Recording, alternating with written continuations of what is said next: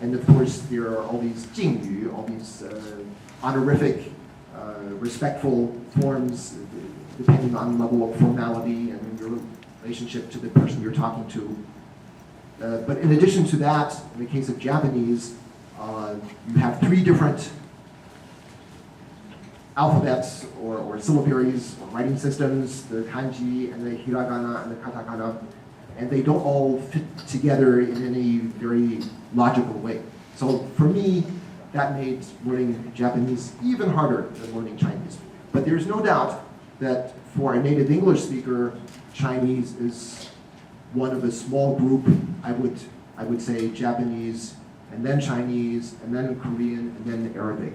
I think those 4 for an English speaker are probably the hardest. But if your native language is Japanese or Korean or Vietnamese, or certainly if your native language is another Chinese dialect, and linguistically, I would prefer to say another Chinese language, because really Cantonese and Mandarin are 2 different languages, but I know that's not the way Chinese people look at it, and I understand.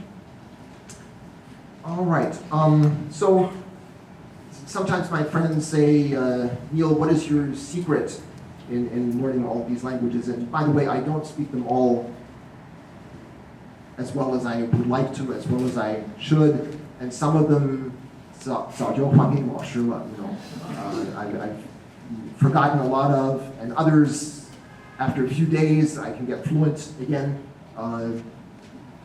German, English, and Mandarin I use every day. My wife is a native speaker of Mandarin, and my mother and son are native speakers of German, as I am also. So those 3 I'm quite fluent in, because I use them all the time. And then French, I used to be quite fluent, and then unfortunately for many years I haven't used it, and more recently for a brief period I did use it again, and I was pleased that if you get back into it, much of it is still there. So languages are hard to learn and easy to forget, but you don't forget it completely. There are ways to recover a lot of it. All right, so that's my personal language learning history, I suppose. Now, what have I done with these languages? I spent the first part of my career, 11 years, as a diplomat with the Foreign Service Institute and the Department of State. This came about through a coincidence. I had never thought I'd work for the government. I had rather dubious views about working for Washington. It came through a coincidence, really. So I spent 11 years, 7 of them in Asia, based in Taipei for 5 years at that time, but frequently serving at the Consulate General in Hong Kong also, and the embassy in Beijing, and the Consulate General and Generals in Shanghai and Guangzhou. So it was very exciting, and lots of travel, meeting lots of interesting people. Also had a lot of opportunity to see how Americans and Brits and Aussies and New Zealanders use Chinese professionally in China and Hong Kong and Taiwan also. And it was interesting for me to see that the skill of speaking and the skill of listening and the skill of reading Chinese was used frequently. That those 3 skills were truly very important, especially listening and speaking for everyone, and then reading for many of them, but writing not at all. So later, when I began my second career as a teacher of Chinese, a college teacher, this reality that most foreigners working for a company or for a government in China don't have a need to write. They usually have 2 secretaries, an English secretary and a Chinese secretary. And they'll tell the Chinese secretary in spoken Chinese what she or he is supposed to write in the letter, and then the secretary will write it and show it to them, and they can read it in Chinese. And then they'll say, 第一段没问题，第二段没问题，第三段可能我讲得不清楚，或者你误会我的意思了, please change this. So that's something to keep in mind. Another thing is, Your knowledge of Chinese literature or Chinese classics, I wouldn't say it's useless. It sort of does give you a general background which occasionally can be helpful. But by far more important is practical things. Your grammatical structures have to be solid. Your pronunciation must be clear. You have to know both informal usage and formal usage.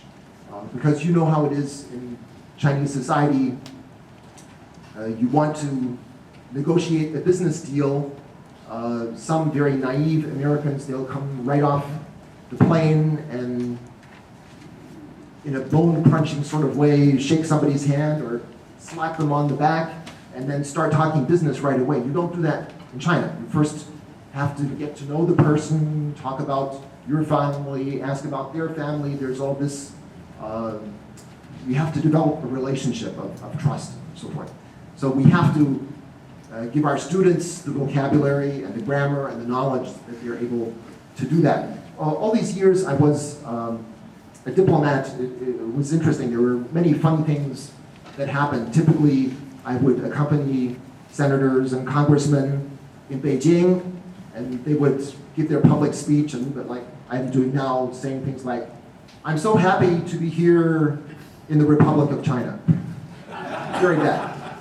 Or they go to Taipei, and they say, "So happy to be here in the People's Republic of China," during that. They always get mixed up. It is complicated, I know, but they often didn't do their homework as well as they should have. We also spent a lot of time training US diplomats in translation. Now, normally at the beginning level and the intermediate level and the lower advanced level of language teaching, I believe if we're teaching Chinese, it should be all in Chinese, no English. And if some of you have questions about how we do that, for example, at Williams College, where I am now, Chinese 101, baby Chinese, beginning Chinese, for our 18-year-old freshman students, most of them, even the very first day, we don't use a word of English in Chinese. Excuse me, we don't use a word of English in class. Now, their textbook has English translations, and they're given very detailed schedules and instructions, and that's printed in English, on what they need to do to prepare for the next day's class. And the instructor must stick to the vocabulary and the grammar that the students have prepared. But by doing that, we can avoid the use of English in class entirely, and that's very important. But as I was just saying, even though at the beginning level and the intermediate level and the lower advanced level, I don't think we should use English in class at all.